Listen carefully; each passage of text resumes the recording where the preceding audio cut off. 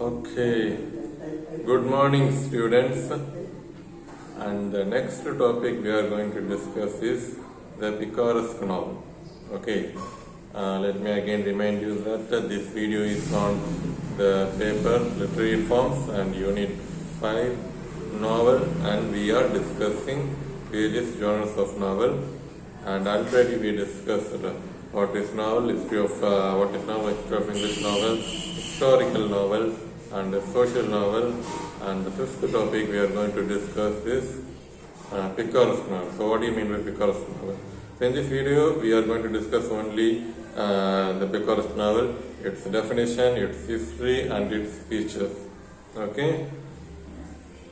So what do you mean by picaresque novel? I will give a general introduction about picaresque novel.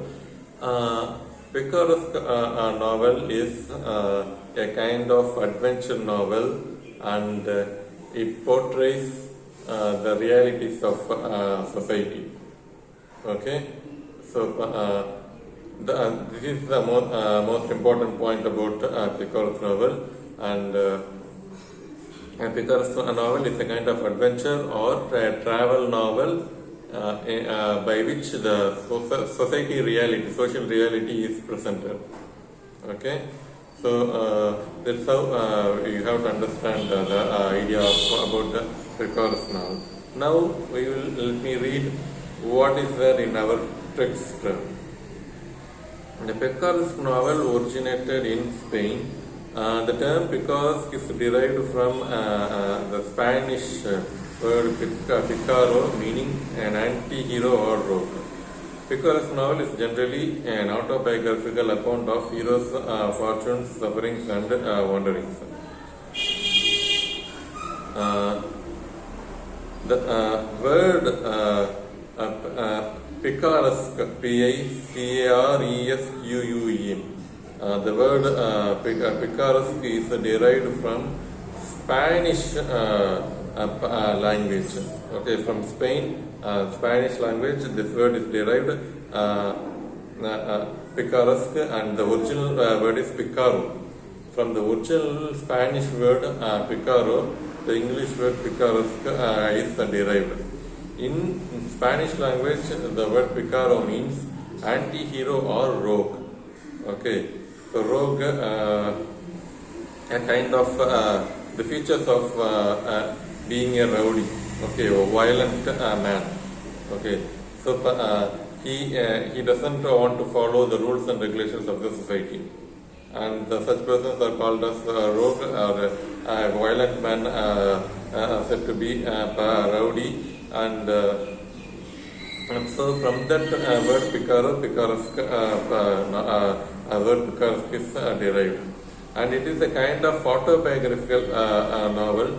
The hero character, he narrates his own life to the readers. Okay, of course, imaginary character. That imaginary character may be Tom Jones or Roderick. He himself narrates his life history to the readers.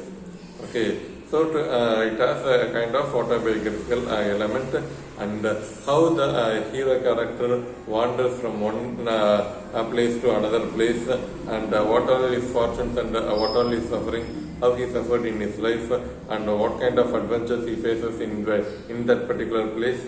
Everything is discussed in detail. It is a combination of episodic tales arranged as journeys. The episodes generally depict low life in rambling manner and coming to an abrupt ending. Okay, it is I already told you, it is a kind of adventure as well as a travel novel. The hero characters move from one place to another, and he depicts low rambling life, that is poor people's life, and especially darker side of life. The life of rowdy and murderers and assassin. Likewise, the hero gets involved into such kind of locality, such kind of area, and then he faces lots of adventure. Okay, so he depicts the society reality, And the novel is a kind of episode novel. There are various chapters and various books in that novel. And if you simply delete a chapter, the whole story is not going to be swiped away or destroyed. We can understand a novel even if a whole chapter is removed from the novel. Okay. So it is a kind of episode novel, and all of a sudden it ends in an abrupt way. It has an abrupt ending with as well as the happy ending. Okay, if the author wants to prolong the novel could be prolonged, or if the author wants to shorten the novel, he can shorten the novel, and therefore it has an abrupt ending as well as the happy ending. Okay, and now we shall move to the history of Picard's novel. The first prose fiction in the nature of Picard's novel was John Lilly's Euphas, published in 1578, dealing the loves and adventures of a young athlete called Euphas. So the elements of or features of Picard's novel is there in John Lilly's Euphas, published in 1578. So John Lilly published Euphas in 1578. Today we call that book as a prose book, yet the book has the features of a Picard's novel. Okay, so that is the first one. And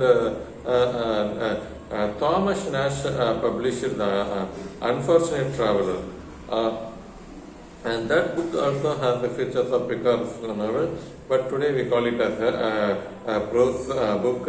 And then Defoe published Moll Flanders in 1722. That is also said to be actually that is also said to be a prose book, but at the same time it has the features of a Picard's novel.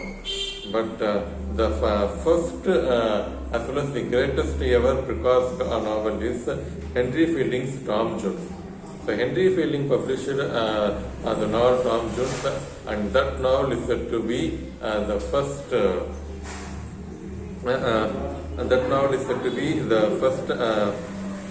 Sorry about that. Henry Fielding's Tom Jones is said to be the greatest Picard's novel.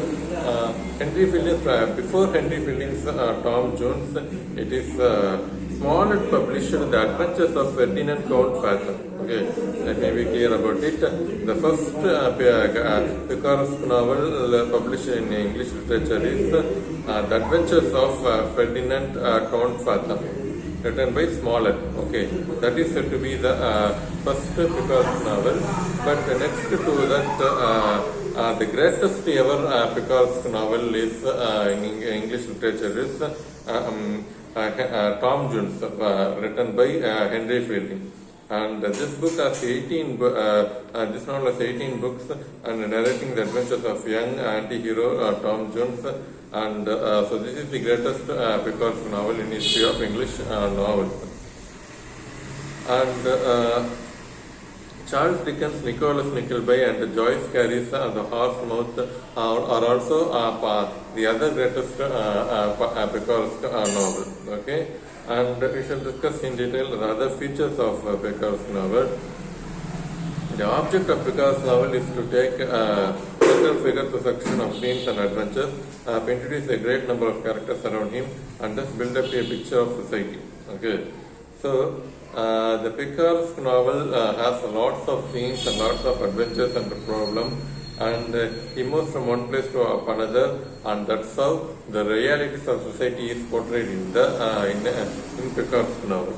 Okay, and so the first feature is the reality of the features is presented, and the hero travels from one place to another, and there are many characters, numerous characters are there, and he faces numerous adventures. And naturally, the novel portrays the realities of the society. And in the 18th century, before travel was the only way to acquainted with social life, 35 heroes in the Picard's novel are traveling heroes. So in the 18th century, if you want to know what is happening in London, what is happening in Liverpool, and what is happening in Paris, what are all their lifestyle, if you want to know that, we have to we have to go to that place. Okay, and today we have television and cell phone, and we are able to know what is happening there. But in those days, especially in the 18th century, the people should move from one place to another to know their lifestyle and their way of life, their culture, and their technology, and their knowledge. Okay, so that is why in Picault's novel also the hero is a kind of traveling hero, and by that the author is presenting what is happening, what is the real situation in that particular place, this how human society is leading a life. That's how the social reality is presented in the novel, in Picault's novel. The hero in Picault's novel is always in the world full of adventures, and he has to present in several human situations. See, the hero of the Picault's novel faces various human situations. Okay, say for example, the hero has to the hero is in a situation that he has to accept the killing of someone, the murder. He has to accept the murder blame, and then after facing lots of adventure, he proved to the society that he is not guilty. So likewise, the hero faces lots of adventures, and such kind of situation often we may not have, but it may happen to common people. Okay, some villain may put blame, the murder, his murder blame upon us. Such kind of things often we may not face in our life. But let's say, imagine that the society blames a murder on the hero, and how does the hero character face this situation, and he overcomes the situation, and he proved that he is not guilty, and he points out the real murder. So such kind of adventurous thing may not happen in real life, and may not definitely will not happen often, but that's how Picault's novel move. Okay. And because the hero often transcends the level of the rogue into a tragic hero with the human attributes, as in the case of Fielding's Tom Jones. So Picault's hero, the novel of the Picault's novel faces lots of adventure, and the readers may feel that the readers would sympathize those characters. Okay, especially the hero character. Unnecessarily he is facing all kinds of problems, and how he suffers a lot, and how he is going to overcome such kind of problems. So readers would feel sympathy for the hero. And the next feature is that another feature of Picault's novel is the dynamic movement of the hero. He should run through a succession of scenes as Tom does during his journey to London. Okay, so what is the other feature of Picault's novel? The hero character faces lots of dynamic changes. Okay, the changes not only physically, that is moving from one place to another. It is not only that, even his character, his mentality also changes as he moves from one place to another place. Okay, so initially he doesn't know what is good and what is evil, what is good and what is bad, and a kind of roguish life he leads, and then yes, this is good and this is evil in society. Let me follow the path of good. Likewise, initially the hero doesn't know what is good and evil, but later on he understands that, and then he leads a path of good. Okay, so this is another important feature of Picault's novel. Now construct the picture of society through narration of a hero's wandering. Small sense the hero Roderick Random not only to London but also to France for a ship journey. Okay, so now this point is already discussed. That is from by moving from one place to another, the author through the character the hero character, the author presents the social realities, and usually the character hero character moves from one place to another within England, and finally he reaches London. When as he reaches London, the hero is become completely a transformed man. But in Smollett's Roderick Random, the hero moves beyond one country to another country. He moves to France, and from France he moves to another country. That character Roderick faces lots of adventure, and by that he presents what is good and what is evil in a society. Okay, and the next feature of a Picasso novel.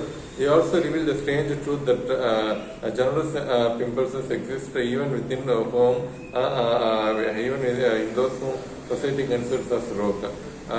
Tom Jones is generous and manly youth in spite of the roguish elements in his character.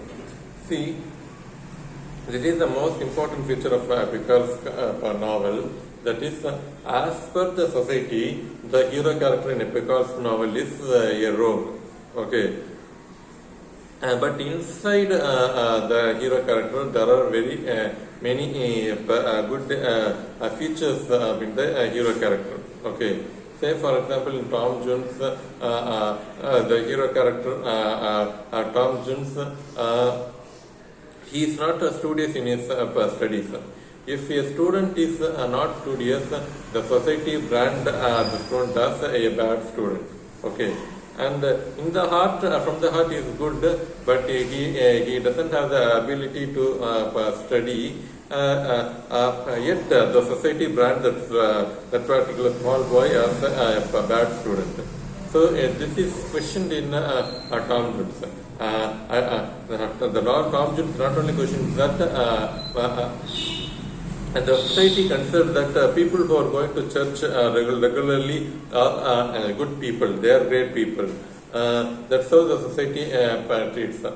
But despite going to church, there are some people who are evil in their heart. But from the society point of view, just for sake of society point of view, they go to church, but inside the heart they have all their evil thoughts. Okay. So, despite the fact that there are some people who are good at heart, yet they don't go to church. They are also good people. The society considers them as good, and society should respect them. Okay, so that is the message of Tom Jones. Tom Jones doesn't go to church, and he is not religious, and he is not studious. Yet from the heart he is good. Okay, so such kind of society norms are questioned in most of the Picard's novels. Okay. So that's the end of this topic, Picard's novel. We shall move to next topic in the next video. Today, this topic by this topic, Picard's novel, today's topic is over. Thank you.